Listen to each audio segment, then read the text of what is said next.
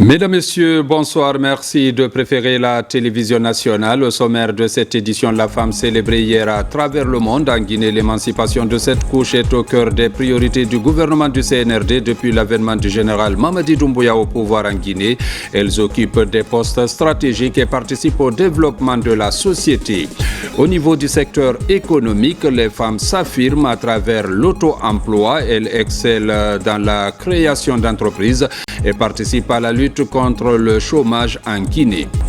Dans la commune rurale de Damaro, c'est en Haute-Guinée, le plan de développement local a été présenté aux populations.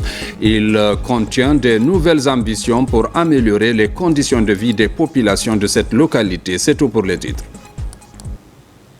Une fois encore, bonsoir et bienvenue dans cette édition. La Journée internationale des droits de la femme a tenu toutes ses promesses au chapiteau du Palais du Peuple. Elles étaient fortement mobilisées pour commémorer cette journée du 8 mars en présence de la première dame Lauriane Doumbouya. Le thème retenu cette année est pour toutes les femmes et filles, droit, égalité et autonomisation. Reportage adjudant-chef Aboubakar Kamano. Placé sous le thème pour toutes les femmes et filles, droit, égalité et autonomisation, la Journée internationale des droits des femmes a connu une forte mobilisation des braves femmes de la République de Guinée, notamment celle de la capitale Conakry. Arborant en majorité l'uniforme, les femmes en textile guinéen forêt sacrée ont célébré cette fête en toute convivialité au chapiteau Baye Issa, en présence d'éminentes personnalités, dont la première dame de la République, Mme Lauriane Doumbouya, le premier ministre chef du gouvernement, Amadou Ouriba, le ministre directeur des cabinets de la présidence de la République, Djiba Diakité, les membres du gouvernement et autres personnalités des institutions nationales et internationales. Sous le regard attentif de Mme la première dame et des autorités, l'événement a démarré par l'animation des panels par des ministres et des représentants d'institutions. Après les brillants exposés des panélistes, se sont enchaînés les discours. Dans leur prise de parole, les intervenants ont loué et magnifié le courage, la bravoure et le mérite de la femme guinéenne, mais aussi son épanouissement sous le leadership du chef de l'État, son Excellence le général Mamadi Doumbouya, qui met au centre de ses priorités la promotion et l'émancipation des femmes.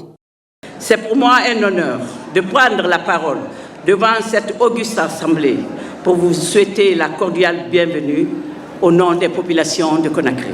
Je remercie par la même occasion, très sincèrement, le général Mamadi Doumbouya, qui ne ménage aucun effort pour accompagner le ministère de l'Action sociale pour tout ce qui est bas dans l'intérêt des femmes dans notre pays, pour notre autonomisation. Je ne saurais terminer mes mots sans dire aux femmes, aux jeunes, à mes sœurs, mes collègues, qu'il faut continuer le combat. On ne peut pas nous accompagner si on ne se lève pas. En Guinée, le système des Nations Unies est fermement engagé pour accompagner les efforts du gouvernement et de la société civile. En 2024, nous avons soutenu la scolarisation des filles avec l'intégration de l'éducation complète à la sexualité dans 431 écoles et la formation de 397 enseignants. Nous avons appuyé 1000 élèves vulnérables à travers un programme de bourses scolaires. En matière de santé et de protection sociale, nous avons facilité l'accès aux services de planification familiale pour plus de 203 000 femmes et protégé plus de 3 600 filles contre le mariage précoce. Nous avons également accompagné le leadership féminin avec l'appui à la mise en place du Conseil national des femmes et des filles de Guinée et la formation de 87 femmes à l'engagement politique. Ce ne sont pas seulement des chiffres, ce sont des vies transformées, des opportunités créées, des barrières brisées. Au cours de la célébration de cette journée, un document appelé Compédium des compétences féminines de Guinée a été remis à la première dame de la République par la ministre de la promotion féminine, Mme Charlotte Daffé. Nous avons accueilli avec beaucoup de bonheur le cadeau fait aux femmes de Guinée en ce début de mois de mars. La barre de 48% de nomination de femmes au poste enviable de chef de cabinet des départements ministériels a été atteinte. Quelle prouesse! Merci, Monsieur le Président de la République. Nous n'avons aucun doute que les futures nominations tiendront compte des quotas raisonnables de représentativité féminine. Telle est l'essence même du compendium des compétences féminines de Guinée, dont nous avons entièrement rédigé le programme. Le COCOF-GUI est un bel instrument d'aide à la prise de décision en faveur de la représentativité des femmes aux instances de prise de décision. Nous plaidons pour son application très utile à la promotion des femmes.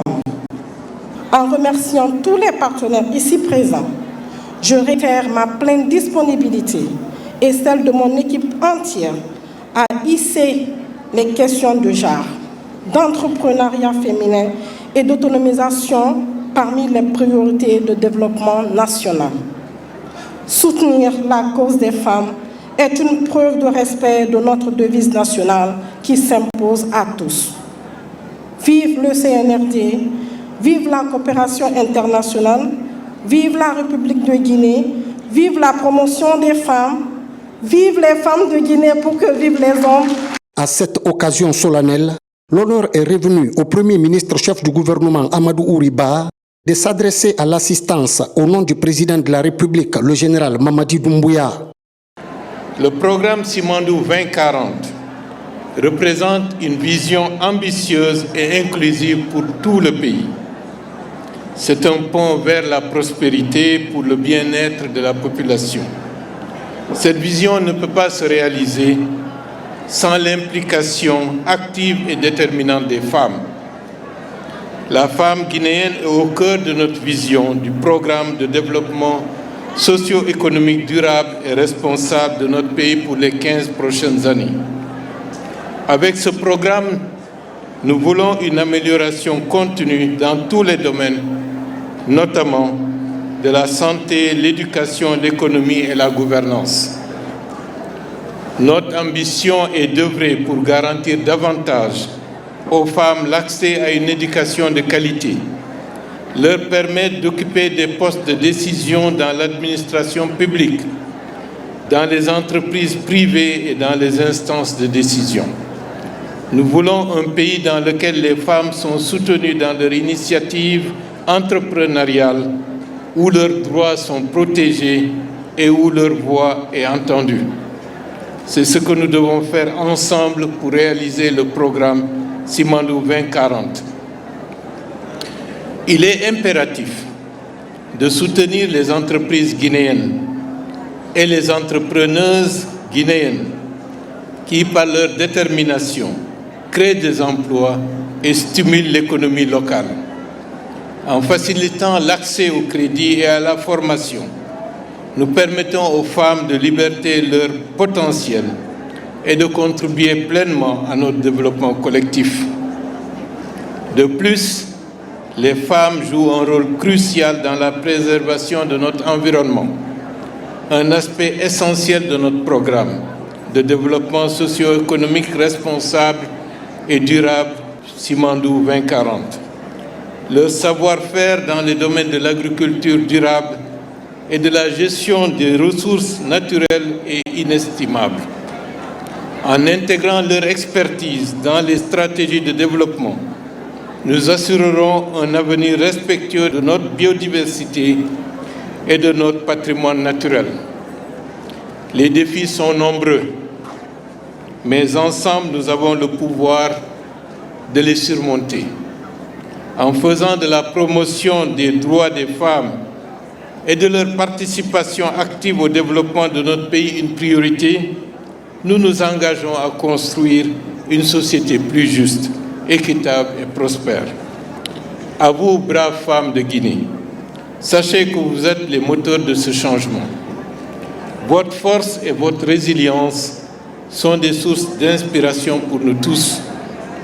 Ensemble, nous continuerons à faire en sorte que la femme guinéenne soit non seulement reconnue, mais célébrée comme une actrice clé du développement durable et responsable de notre nation. Continuons à nous engager pour agir, soutenir et valoriser la femme guinéenne dans tous les aspects de la vie de notre nation. Façonnons ensemble un avenir où chaque citoyen guinéen pourra s'épanouir et où chaque femme pourra réaliser ses rêves. Encore une fois, nous nous engageons solennellement à continuer de mettre les stratégies ensemble dans le but de soutenir la femme guinéenne qui est au cœur de notre vision du programme de développement socio-économique durable et responsable de notre pays pour les 15 prochaines années. Célébré sur fond d'engagement et de patriotisme sous la conduite éclairée de son Excellence le général Mamadi Doumbouya, la Journée internationale des droits des femmes a tenu toutes ses promesses en République de Guinée. Les braves femmes de Guinée en général et celles de Conakry en particulier sont davantage déterminées à prendre leur destin en main pour plus de représentativité dans les instances de prise de décision. Une dynamique impulsée par le chef de l'État, son Excellence le général Mamadi Doumbouya. La fête s'est achevée par la deuxième partie de panel, animée en grande partie par un groupe de femmes leaders. Le 8 mars, une occasion aussi d'évaluer le chemin parcouru en faveur de l'autonomisation des femmes et d'identifier les défis qui entravent l'émancipation de la dite couche. Cette année, plusieurs problématiques axées sur les femmes ont été abordées. Des panels qui ont attiré l'attention des partenaires techniques et financiers. Ils sont au micro de Kandesila et Mamadou Saliouba. Le contenu des panels a été vraiment riche. Ça a donné l'opportunité des membres du gouvernement d'expliquer un peu, d'exposer ce qu'eux ils font pour investir dans les filles et les femmes. Et ce que moi j'ai apprécié, c'est tous les membres du gouvernement, ils pensent à long terme. Je suis très touché par cet enthousiasme de la Guinée. Parce que donc il y a beaucoup de femmes qui sont là. Mais ce qui est important, c'est plutôt donc les hommes. Les hommes aussi, doivent comprendre, n'est-ce pas, comprendre la nécessité de promouvoir le droit de femmes. Les hommes, c'est aussi important. Nous sommes arrivés dans un monde en pleine mutation où on ne peut plus mettre de côté la moitié de la population et espérer faire marcher la machine du développement.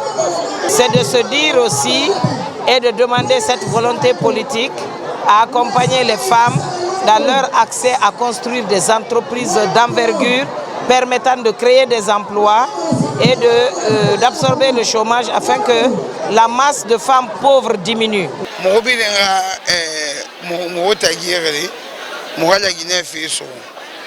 Nous les femmes, nous devons nous donner la main pour relever les défis qui entravent notre épanouissement. Nous sommes une force de développement. Si nous nous mettons au travail, nous allons grandement contribuer au développement de la Guinée.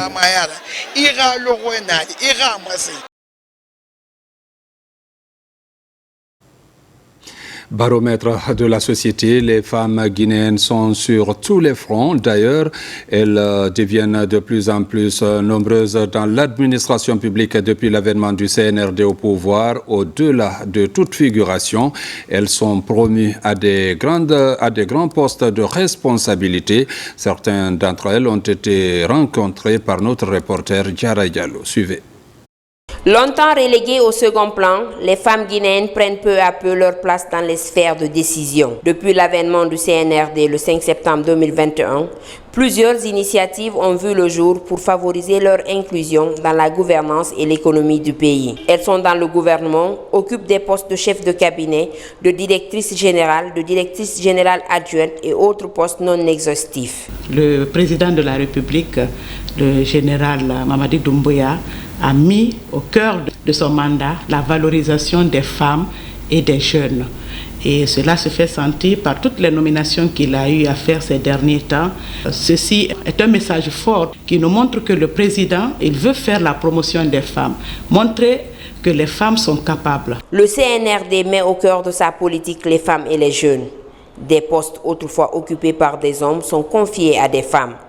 Au laboratoire national de la géologie, par exemple, depuis sa création, le poste de premier responsable est pour la première fois confié à une femme. Ce laboratoire qui était méconnu est connu aujourd'hui de toute la Guinée et en plus de ça contribue énormément pour l'augmentation des recettes de l'État.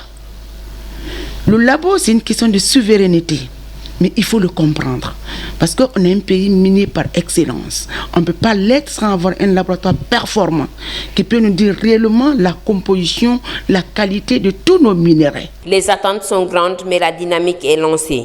Avec ces réformes, la Guinée amorce un tournant important vers une société plus inclusive où les femmes ont toute leur place.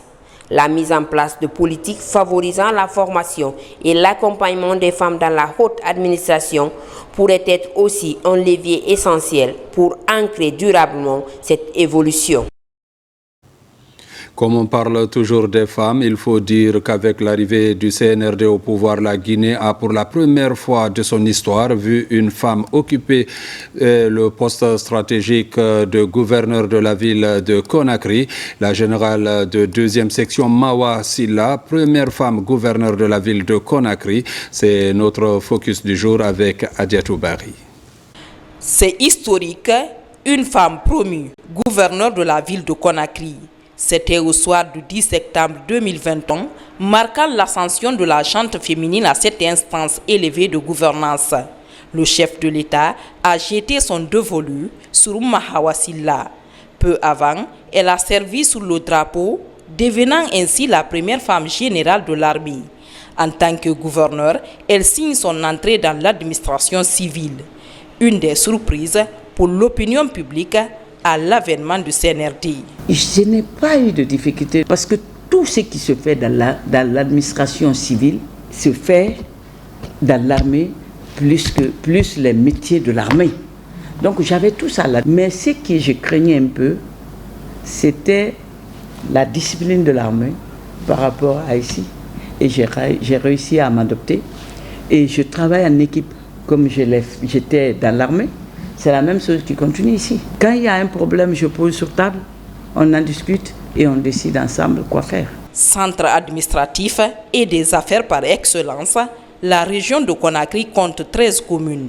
La population tourne autour de 2 millions d'habitants, placés sous la direction de la générale gouverneure. Pour des activités de la famille, dire que aujourd'hui elle n'est pas venue parce qu'il y a ça, je ne peux pas. C'est-à-dire, ce n'est même pas moi, je ne peux pas. Sauf quand c'est un décès. Détentrice d'un diplôme en sciences, Mahawa intègre les rangs de l'armée en 1985. De la marine, en passant par l'armée de terre, puis à l'école de guerre, la première étoile de la Grande Muette a gravi tous les échelons.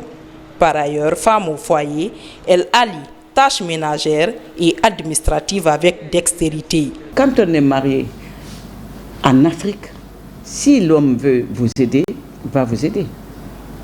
Mais c'est à votre devoir de lui préparer le riz. Fais ton devoir et réclame ton droit à l'homme, c'est-à-dire ton travail. Véritable symbole de la bravoure de la femme guinéenne, Mahawa Silla figure parmi les femmes modèles qui inspirent la jeune génération. Les femmes de Guinée contribuent aussi à la croissance économique de notre pays, que ce soit dans le secteur formel ou informel, à travers l'entrepreneuriat. Elles créent l'emploi et la richesse malgré leurs maigres moyens. Notre rédaction a rencontré certaines d'entre elles pour comprendre leur quotidien. On fait le point avec Abdul Karim Kamara. Cette maison existe en Guinée depuis 5 ans. À l'intérieur, un contraste est saisissant. Le consommateur de chocolat est-il au courant que dans ses rayons, ces tablettes de chocolat ainsi que la poudre, le beurre et gâteaux de cacao sont issus de la graine du cacao guinéen? Pas vraiment. Le cacao guinéen est de la qualité. Il suffit juste de la travailler, d'accompagner les producteurs, d'accompagner les coopératives qui sont en train de travailler sur les itinéraires techniques, d'accompagner les jeunes à s'intégrer, à inciter les jeunes vraiment à investir, à innover dans le domaine du cacao. Vous allez voir dans sous peu de temps que la valeur du cacao sera bien connue aussi, comme ce qui se passe dans la sous-région. Dans cet autre établissement, La transformation locale porte sur l'amélioration de la compétitivité des fruits et certaines légumineuses, une dizaine au total. Par le séchage et autres savoir-faire, l'ambition d'Onuri Saramagasuba est que la valeur ajoutée qu'elle crée soit justement répartie. On n'avait qu'un modèle de panier. Aujourd'hui, on a 3 modèles de panier. On a également des coffrets. Donc, on ne dirait pas qu'on est, comme je vous ai dit, on cherche à se parfaire. Le résultat, on peut dire qu'il est satisfaisant. Dans ces locaux, elle nous reçoit dans la tenue choisie cette année pour les femmes à l'occasion du 8 mars 2025. Aujourd'hui, Fatou Baldé a réussi en compagnie des chimistes, environnementalistes et teinturières à produire de la qualité sur le textile guinéen. C'était une découverte pour moi. J'ai breveté la formule et j'ai donné un nom à mon produit à travers une marque et j'ai labellisé le produit au niveau de l'Organisation africaine de la propriété intellectuelle. Nous avons dit on transforme notre idée en incubateur, entreprise sociale citoyenne. On a pris les femmes et on leur a dit que nous allons décupler vos revenus. Depuis 6 ans, 7 ans, nous avons pu doter chaque femme de notre coopérative d'un capital pour qu'elles puissent aussi travailler pour elles-mêmes. Nos 3 femmes entrepreneurs, dans leur parcours respectif, ont un dénominateur commun. Il s'agit de leur accompagnement technique et financier par l'État, car elles estiment que leurs initiatives ont de quoi faire valoir hors des frontières guinéennes avec fierté. Dans le même ordre d'idées, à l'enseignement supérieur, nous partons à la rencontre de 2 figures féminines. Il s'agit de la professeure Mabeti Touré, directrice générale de l'Institut supérieur agronomique et vétérinaire de Farana, et la professeure Mariam Beavogui, vice-rectrice de l'Université Gamal Abdel Nasser de Conakry. Toutes deux se démarquent de plus belle dans leur environnement du travail. Autre précision avec Mounir Bari. La bravoure de la femme guinéenne, à l'instar des autres du monde, est célébrée en Guinée. Ici, 2 figures s'illustrent au niveau de l'enseignement supérieur. D'abord, professeur Mabeti Touré, directeur général de l'Institut supérieur agronomique et vétérinaire de Farana, une dame au parcours atypique. Je suis déjà partie d'un poste de simple directrice chargée du cercle de concertation des filles et des femmes à l'université de Symphonia. Après ce poste, j'ai occupé également le poste de directrice générale de la chaire de Symphonia, en passant par le poste de vice-doyenne chargée aux études. J'ai bénéficié d'un décret le 10 février 2021. Professeur Mariam Biavogui, vice-rectrice de l'Université Gamal Abdel Nasser de Conakry, maître de conférence et ancien ministre de la Santé et de l'Hygiène publique, a laissé également son empreinte en Guinée. Aux jeunes filles, je leur dirais qu'il n'y a pas de métier pour hommes et de métier pour femmes. Les enfants se valent et ils fréquentent les mêmes écoles depuis l'école primaire, ils évoluent ensemble, mais peut-être qu'est-ce qui manque à un certain moment, c'est l'accompagnement des filles. Professeur Mariam Biavogui, maître de conférence, et professeur Mabeti Touré, membre de l'Académie des sciences de Guinée, sont des académiciennes rompues à la tâche qui jouent un rôle majeur dans l'enseignement supérieur. Il ne faut pas lui imposer quelque chose. Toute petite, elle a un rêve, il faut l'accompagner dans ça. Et ça commence par quoi? Il faut d'abord mettre les jeunes filles à l'école. Il faut faire confiance aux jeunes filles. Nous avons eu la chance d'avoir ici en Guinée des femmes. Nous avons eu des femmes pilotes. Il faut citer Tanti Binta. Nous avons eu des femmes dans l'armée. Aujourd'hui, on a des femmes dans la mécanique. Les femmes se retrouvent partout, mais il faut dire qu'elles sont rares. Le message que je peux livrer aux femmes, c'est dire aux femmes de se faire confiance, d'accepter de se former. Plus on se forme, plus on apprend beaucoup de choses, plus on arrive à faire la différence entre ses droits et devoirs. À l'occasion de ce mois de mars, ces icônes spécialistes des questions de l'enseignement supérieur et de recherche partagent leur expérience avec la génération montante. Toujours dans l'actualité, dans la commune rurale de Damaro, dans Kéroane, le plan de développement local progresse de façon rassurante. Plusieurs infrastructures sociales de base sont réalisées, ceci pour accompagner la refondation de l'État. D'autres ambitions sont aussi affichées. Diamo Kaba. Voisine du programme Simandou 2040, la commune rurale de Damaro dans Kéroane ambitionne grand. Sur le terrain, la motivation de la municipalité a permis d'enregistrer de belles avancées dans le registre du développement local depuis avril 2024. Pour améliorer les performances, le président de la délégation spéciale organise cette assise pour révisiter le bilan de la première année de gestion. Donc, il y avait des volets sociaux qui nous a permis de rendre compte à notre population quels sont les conflits que nous avons eu à gérer, car il n'y a pas de développement sans paix. Et ensuite, il y avait un autre volet qui parlait de la gouvernance. Donc, nous avons reçu une lettre de mission quand nous avons été installés par le ministère de l'administration du territoire et de la décentralisation. Donc, il fallait appliquer le contenu de cette lettre aussi de mission relative à la gouvernance locale. À travers le partage des informations stratégiques, il s'agit d'énumérer les causes de certaines insuffisances pour apporter des solutions. Les bases d'une nouvelle saison de gouvernance locale sont jetées pour contribuer à l'atteinte de la refondation de l'État. Largement satisfaite, la population est engagée à apporter sa contribution. Je suis à Damaro il y a 30 ans. Le plan de développement de notre localité est vraiment appréciable. C'est d'ailleurs une première. C'est quelqu'un qui défend l'intérêt général.